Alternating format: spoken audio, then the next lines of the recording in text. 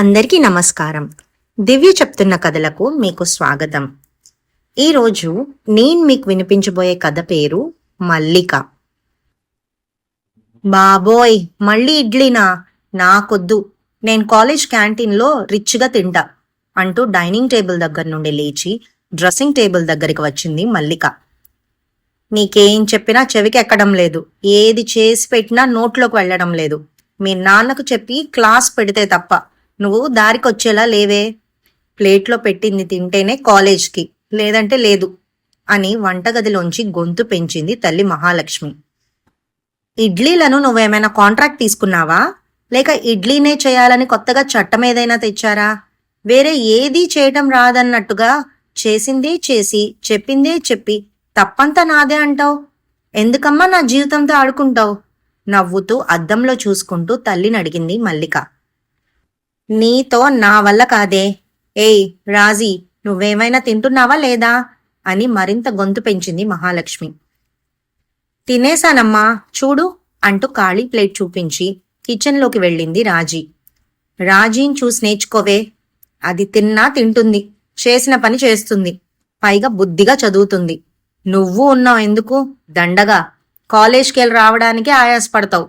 చూస్తూ ఉండు, అది ఫస్ట్ క్లాస్లో పాస్ అవుతుంది. నువ్వే డౌట్ అంది తల్లి. అమ్మా, రాను రాను నీకు రాజీ పైన ప్రేమ ఎక్కువైపోతుందే. కొద్ది రోజులుగా చూస్తున్నా, కొద్ది కొద్దిగా నన్ను మర్చిపోతున్నావు. కొంపదీస్ దానికి గుడిగాని కట్టేస్తావా ఏంటి అంటూ నుదిటిన బొట్టు స్టిక్కర్ అంటించుకొని బ్యాగ్ భుజానికి వేసుకుంది. నువ్విలాగే చెప్పింది వినకుండా పెట్టింది తినకుండా తిక్క వేషాలేస్తుంటే నీ మాట నిజం చేస్తా. దాన్ని ఇంటి పిల్లగా చేసి సర్వ హక్కులు ఇస్తా అంది. ఆ పని చెయ్యి, ఎంచక్క అది ఇక్కడే ఉండిపోతుంది. ఏమంటావు రాజీ? రాజీని చూస్తూ అడిగింది మల్లిక. నువ్వెలా చెప్తే అలానే మల్లిక, కాని అమ్మ చెప్పింది కూడా వినాలి కదే అంది ముద్దు ముద్దుగా. ఓయ్ మొద్దు గుద్దుతా, నువ్వు నా ఫ్రెండా మమ్మీ ఫ్రెండా? ఇడియట్. అది సరే, ఇంకా ఎన్ని రోజులు నీకు హాలిడేస్? ఈ రోజే చివరి రోజు, రేపటి నుండి స్కూల్ చెప్పింది రాజీ. అప్పుడే వచ్చిన తులసమ్మ, ఏంటే పని పిల్లల్ని ఇంటి పిల్లలను చేస్తావా? ఎవరు ఎక్కడుండాలో అక్కడే ఉండాలి, అప్పుడే అందరికీ మంచిది. మళ్ళీ ఆ మాట నీ నోటా వింటే వీపు చీరేస్తా అంటూ కోడలిపై విరుచుకుపడింది. మనసు చివుక్కుమంది మహాలక్ష్మికి. అత్తయ్య, ఏదో మాట వరుస కన్నాను, క్షమించండి అన్నది. లేడీ విలన్ వచ్చింది, నేను వెళ్తున్నా, బై బై అని చెప్పి బయటికి నడిచింది మల్లిక. ఒసే రాజీ, పైన గదిలో రాగి బిందె ఇత్తడి చెంబు ఉన్నాయి, అవి తీసుకొచ్చి శుభ్రంగా తోమి నా గదిలో పెట్టవే. రాజీకి పని పురమాయించింది తులసమ్మ. సరే పెద్దమ్మగారు అంటూ మేడపైకి వెళ్ళింది రాజీ. మనోహర్, మహాలక్ష్మి భార్యాభర్తలు. Manohar market committee chairman. వారి డ్రైవర్ అయిన రాజయ్య కూతురే రాజీ. పుట్టగానే తల్లి కాలం చేసింది. 2 ఏళ్ల క్రితం కారు ప్రమాదంలో రాజయ్య ఒక కాలు పోగొట్టుకున్నాడు. దాంతో జీవనోపాధి పోయింది. 8వ తరగతి చదువుతున్న రాజీ నేరుగా మహాలక్ష్మి వద్దకు వచ్చి, అమ్మా, మా నాన్న పనిచేయలేని పరిస్థితిలో ఉన్నాడు, మేము బతకాలంటే నేనే పని చేయాలి, చదువు ఆపేసి మీ ఇంట్లో పనికి వస్తాను అని ధైర్యంగా చెప్పింది. రాజీ ఉన్నతమైన మాటలకు ఆశ్చర్యపోయినా చిన్నపిల్లలను పనిలో పెట్టుకోవడం నచ్చని మహాలక్ష్మి తిరస్కరించింది. కాని రాజీ పట్టు వదల్లేదు.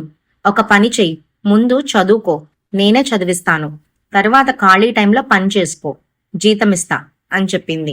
సరేనని ఆ ఇంట్లో అడుగుపెట్టింది రాజీ. ప్రస్తుతం రాజీ 10వ తరగతి చదువుతోంది. మల్లిక ఇంటర్ 2వ సంవత్సరంలో ఉంది. ఈ 2 ఏళ్ల కాలంలో మల్లిక, రాజీ ప్రాణ స్నేహితులుగా మారిపోయారు. మేం ఊరెళ్ళొచ్చిన దగ్గర నుంచి రాజీ రావడం మానేసింది. మీకేమైనా చెప్పి వెళ్ళిందా అండి అని భర్తను అడిగింది మహాలక్ష్మి. నా పనులే నాకు సరిపోతున్నాయి, పనిపిల్ల గురించి నాకేం తెలుసు అని కస్సుమన్నాడు మనోహర్. అప్పుడే వచ్చిన మల్లిక, నాకు రిప్లై లేదమ్మా, రేపొకసారి ఇంటికెళ్ళి కనుక్కుంటా అని చెప్పింది. పేదరికానికి అద్దం పట్టేలా ఊరవతల విసిరేసినట్లుగా ఉంది ఆ ఇల్లు. వాకిట్లో నొలక మంచం పైన కూర్చుని తాళ్లు పేనుతున్నాడు రాజయ్య. యాక్టివా పైన వచ్చి ఇంటి ముందు స్టాండ్ వేసి బండి దిగింది మల్లిక. ఆమెను గుర్తుపట్టి రాజయ్య, రామ్మ మల్లిక, బాగున్నావా తల్లి అని అడిగాడు. బాగున్నా బాబాయ్, రాజీ ఎక్కడా అని అడిగింది. ఏమో తల్లి, మనిషిలో మనిషిగా లేదమ్మా, ఒంట్లో బాలేదేమో, దవాఖానాకు పోదామా అంటే వినదు. మంచం దిగడం లేదు, కంచం ముట్టడం లేదు అంటూ వాపోయాడు. ఇంటి లోపల అడుగు పెట్టింది మల్లిక. ఇల్లంతా నిశ్శబ్దంగా ఉంది. ఒక మూల మంచంలో కళ్ళు మాత్రమే కనిపించేలా దుప్పటి కప్పుకొని పడుకుంది రాజీ. ఆమెను సమీపించి రాజీ, రాజీ అంటూ తట్టి లేపింది. భారంగా కళ్ళు తెరిచి మల్లికను చూసి ఆ మల్లిక అంటూ లేచి కూర్చుంది. పక్కనే కూర్చుంటూ రాజీని పరీక్షగా చూసింది మల్లిక. చెదిరిన జుట్టు, మాసిన బట్టలు, వాడిపోయిన ముఖం, ఏడ్చి ఏడ్చి కళ్ళు ఉబ్బిపోయాయి. చెంపల మీద కన్నీటి మరకలున్నాయి. జ్వరం ఏమైనా ఉందానే అని అడుగుతూ మెడపైన చేయి పెట్టి చూసింది. ఒళ్ళంతా వేడిగా ఉంది. ఏ కోణంలో చూసినా రాజీ రాజీలా లేదు. ఆమె చేయిని ప్రేమగా తన చేతుల్లోకి తీసుకొని ఏమైందే ఇలా ఉన్నావు? ఇంటికి రావడం లేదు, ఫోన్ తీయడం లేదు, ఎందుకు అని ఆప్యాయంగా అడిగింది. రాజీకి దుఃఖం ముంచుకొచ్చి కళ్ళ నుండి నీరు దూకింది. జ్వరం ఉందని ఫోన్ చేసి చెప్పొచ్చు కదా, చెప్పా పెట్టకుండా వచ్చేసావు.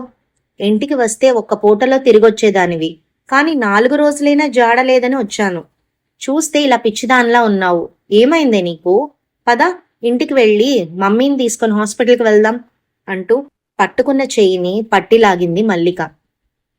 చెయ్యిని విదిలించుకొని నేను బానే ఉన్నానే, నన్ను ఒంటరిగా వదిలేయ్ ప్లీజ్ అంది రాజీ ముంచుకొస్తున్న దుఃఖంలో. పిచ్చా నీకు? అద్దంలో చూసుకో, పేషెంట్లా ఉన్నావు. లే, డ్రెస్ చేంజ్ చేసుకో, వెళ్దాం అంటూ రాజీ మెడకు ఉన్న చున్నీని తీసింది. దాంతో ఆమె భుజం పైనున్న గాయాలు కనిపించాయి.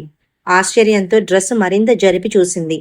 అవి గోళ్లతో రక్కితే ఏర్పడ్డ గాయాలని ఇట్టే అర్థమైంది మల్లికకు. రాజీకి దుఃఖం కట్టలు తెంచుకుంది. ఒక్క ఉదుటన మల్లికను కౌగలించుకొని వెక్కి వెక్కి ఏడవసాగింది. అయోమయానికి గురైన మల్లిక, ఏయ్ రాజీ, ఈ గాయాలేంటే? నాకేం అర్థం కావడం లేదు. నా దగ్గర నువ్వేదో దాస్తున్నావు. ఏం జరిగిందో చెప్పకపోతే నేను చచ్చినంత ఒట్టు అంది. ఆ మాటకు గబుక్కున కౌగిలి వీడి తన చెయ్యితో మల్లిక నోటిని మూసి అలా అనకు అని తల అడ్డంగా ఊపింది. నోటిపై ఉన్న చెయ్యిని తీస్తూ మరైతే ఏమైందో చెప్పు అని అడిగింది మల్లిక. జారుతున్న కన్నీళ్లను తుడుచుకుంటూ, మీరు ఊరెళ్ళిన రోజు మేడపైన గదిలో పని ఉందని నాన్న పిలిస్తే వెళ్ళాను. అప్పుడు నాన్న నన్ను నన్ను అంటూ మాట రాక కుమిలి కుమిలి ఏడవసాగింది. షాక్ తిన్న మల్లిక రాజీ భుజాలను పట్టుకొని ఏంటే నువ్వు చెప్పేది? నాన్నేంటే, ఏం చెప్తున్నావు అని భయంగా అడిగింది. అవును, నాన్న నన్ను అని కళ్లతోనే జరిగిన ఘోరాన్ని కళ్లకు కట్టింది. మల్లికకు కళ్ళు బైర్లు కమ్మాయి. మెదడు మొద్దుబారిపోయింది. ఆమె అంతరంగంలో ఆలోచనలు అలలు ఉధృతంగా ఎగిసిపడుతున్నాయి. కొంతకాలంగా తన తండ్రి గురించి తాను వింటున్న మాటలు నిజమని తేల్చి చెప్పిన సంఘటన ఇది. ఆమె మనసులో ఇప్పుడు సంఘర్షణకి తెరతీసింది. స్వాతంత్ర దినోత్సవం సందర్భంగా పాఠశాలలో నిర్వహించిన సాంస్కృతిక కార్యక్రమాలలో విజేతలైన విద్యార్థులకు బహుమతి ప్రదానోత్సవం చేయడానికి మార్కెట్ కమిటీ చైర్మన్ మనోహర్ను ఆహ్వానించారు పాఠశాల సిబ్బంది. తెలుగు తల్లి భారతమాత వేషధారులైన 8వ తరగతి చదువుతున్న కవల పిల్లలు ఆరాధ్యలకు బహుమతి అందిస్తున్న సమయంలో ఆ చిన్నారులను మనోహర్ బ్యాడ్ టచ్ చేశాడని గుసగుసలు వినిపించాయి. గుడి బడి అని తేడా లేకుండా చిన్నారులను తప్పుడు ఉద్దేశంతో తాకుతుంటాడని, ఆ విషయాలేవి బయటకు పొక్కకుండా తన పలుకుబడితో సమాధి చేస్తున్నాడని మల్లిక చెవిన పడ్డాయి. తన స్నేహితులను ఇంటికి పిలిస్తే మీ నాన్నుంటే రాలేం అని చెప్తే గౌరవంతో కూడిన భయం అనుకున్నది ఇన్నాళ్లు. కాని తన తండ్రి లోపల మరో మనిషి ఉన్నాడని ఆమెకిప్పుడే అర్థమైంది. మనసు లోతుల్లోంచి తండ్రిపై అసహ్యం పుట్టుకొచ్చింది. ఇది నువ్వు జీర్ణించుకోలేవని తెలుసమ్మా, కానీ నిజం. గతంలో నా ఫ్రెండ్స్ ద్వారా కొంత తెలిసింది. కొట్టిపారేశాను, ఇప్పుడు నిర్ధారణ అయింది అని తల్లికి చెప్పింది మల్లిక. మీ నాన్న సంఘంలో పేరు ప్రతిష్టలున్న వ్యక్తి. ఆయనపై అందరూ మంచి అభిప్రాయంతోనే ఉండాలని లేదు. ఆయన గౌరవానికి భంగం కలిగించాలనే దురుద్దేశంతో గిట్టని వారు ఎన్నో చెప్తుంటారు. అవన్నీ నిజాలనుకోవడం, నిలదీయడం నీ పిచ్చితనం అంటూ భర్తను వెనకేసుకొచ్చింది. పిచ్చితనం కాదమ్మా, పచ్చి నిజాలు.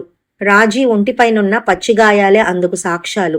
గతంలోనే కొన్ని విషయాలు తెలిసినా నేను నీలానే గుడ్డిగా నమ్మాను. అందుకే నీ చెవిదాకా రానివ్వలేదు. రాజీ అబద్ధం చెప్పదనే నమ్మకంతోనే ఇప్పుడు తీసుకువచ్చాను. గిట్టని వాళ్ళేదో అంటారని నువ్వు అలా అంటున్నావు. నాన్నంటే ఆ స్కూల్ పిల్లలకి ఎందుకు గిట్టదు? రాజీకి ఎందుకు గిట్టదు? అది కూడా నాన్న నాన్న అనే కదా పిలుస్తుంది. మార్కెట్లో ప్రాబ్లమ్స్ ఉండి ఎవరైనా చెప్పారా? అంటే నువ్వు చెప్పింది నమ్మొచ్చు, కానీ చిన్నపిల్లలు పనిగట్టుకుని ఎందుకు చెప్తారు? తప్పుడు పనులు చేస్తేనే కదా చెప్పేది. లేదంటే నాన్న పేరు చెప్పాల్సిన అవసరం వాళ్ళకేంటమ్మా అని ప్రశ్నించింది. నోర్ ముయ్, నువ్వు నమ్మితే నిజమవుతుందా? నీ కళ్ళతో చూసావా? ఆధారాలున్నాయా? ఏం తక్కువ చేశామే దానికి? మన మనిషిలా చూసుకున్నాం, చదివిస్తున్నాం, నీతో సమానంగానే చూస్తున్నాం కదా అంటూ కోపంతో ఊగిపోయింది తల్లి. నీకు పిచ్చి పట్టిందా? జరిగింది చెప్తుంటే నాన్ననే వెనకేసుకొస్తున్నావు, గొప్పవాడని భ్రమపడుతున్నావు. ఇప్పుడు అడిగావు నన్ను, నువ్వు నమ్మితే నిజమైపోతుందా అని. నేను నిన్ను అడుగుతున్నా, నువ్వు నమ్మితే నీ భర్త శ్రీరామచంద్రుడైపోతాడా? గుణం ఉండాలి కదా. నిన్ను మోసం చేస్తున్నాడు, నువ్వేమో వెర్రిదానిలా మోసపోతూనే ఉన్నావు. నేను చెప్పేది నిజం, పచ్చి నిజం, నిజంగానే నిజం అని ఆవేశంగా అరిచింది. ఆ అరుపులకి కోపంతో మహాలక్ష్మి మల్లిక చంప చెళ్ళుమనిపించింది. దాంతో ఏడుస్తూ గదిలోకి వెళ్లి తలుపు వేసుకుంది మల్లిక. అది చూసిన తులసమ్మ, ఎందుకే దాన్ని అంతలా కొడుతున్నావు? ఏం చేసిందని అంటూ అడిగింది. ఏం చేయమంటారు మరి? రాజీ దానికేదో చెప్పిందంట, ఇది నమ్మిందంట, నాకే నీతులు చెప్తుంది. అందుకే 4 తగిలించాను అంది. నేనెప్పుడో చెప్పానే, ఎక్కువ తక్కువలు చూడకుండా పక్కన కూర్చోబెట్టుకుని తిండి పెట్టి మేపితే నెత్తికెక్కి కూర్చుంటారని. నా మాట వింటేగా మీరు అని చిరుబురులాడిందామె. సాయం చేద్దామని చెయ్యిస్తే మన వేలితో మన కంట్లోనే పొడుస్తున్నారు అంటూ తల పట్టుకొని కూర్చుంది మహాలక్ష్మి. మల్లిక ఏడుస్తూ గదిలోనే ఉంది. ఆమెలో ఏదో ఒకటి చెయ్యాలన్న తపస్సు చేస్తున్నది. స్వార్థం లేకుండా ఉండడం అనేది కష్టతరమైన పని. నేనే కాదు, నాలాగే చుట్టూ ఉన్న వారందరూ సంతోషంగా ఉండాలి. అందుకోసం ధైర్యంగా ముందడుగు వేయడమే సఖ్యతకు సంకేతం. తప్పు చేసిందెవరో తెలిసి కూడా మౌనంగా ఉండటం ఇంకా పెద్ద తప్పు. అమ్మ తిట్టిందని, నేను చెప్పింది నమ్మడం లేదని దిగాలు పడి చేతకాని దానిలా ఏడుస్తూ కూర్చోవడం ఎలా? తండ్రి ఆగడాలకు అడ్డుకట్ట వెయ్యపోతే మరిన్ని ఘోరాలు చూడాల్సి వస్తుంది. ఇది పరీక్ష లాంటి పరిస్థితి. ఇప్పుడే ధైర్యంగా ఉండి నిజాన్ని నిర్భయంగా నిరూపించాలి. లేదంటే మొన్న స్కూల్ అమ్మాయిలు, ఈ రోజు రాజీ, రేపు నేను. ఇదే జరుగుతుంది. నిత్యం ఇవే వార్తలు చూస్తూనే ఉన్నాం. కన్నవాళ్లే కాటు వేస్తున్నారని పోలీసులను ఆశ్రయిస్తే బదులుగా ఆ పోలీసులు కూడా కామవాంఛ తీర్చమనే వేధిస్తున్నారు. మహిళా కానిస్టేబుల్ పై ఎస్ఐ లైంగిక దాడి, 5 ఏళ్ల చిన్నారిపై స్కూల్ బస్ డ్రైవర్ అత్యాచారం, విద్యార్థినిపై టీచర్ రేప్. ఇది మనం చూస్తున్న సమాజం. ఎవరో వచ్చి ఏదో చేస్తారని ఎదురు చూడ్డం ఎందుకు? మనమే మనకు ఆయుధం, సైన్యం అవ్వాలి. ప్రక్షాళన చెయ్యాలంటే ముందు మన ఇంటి నుండే మొదలు పెట్టాలి. అదే సరైన మార్గం అని అనుకుంది మల్లిక.